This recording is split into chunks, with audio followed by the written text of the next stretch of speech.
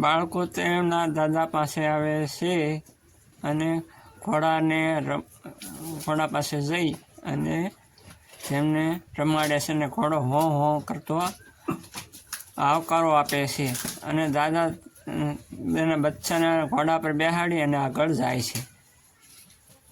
તે ઘોડાને લઈ અને તેના ગાયના તબેલામાં આવે છે અને તેને ગાયો પાસે બાળકો આવે છે અને ગાયો પાસે બાળકો રમે છે અને ગાયો તેમને આવકારો આપે છે.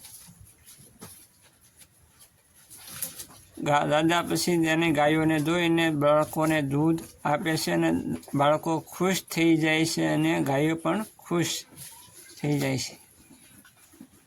તે ગાયો પછી તેને સૂંઢના તબેલામાં પાસે આવે છે.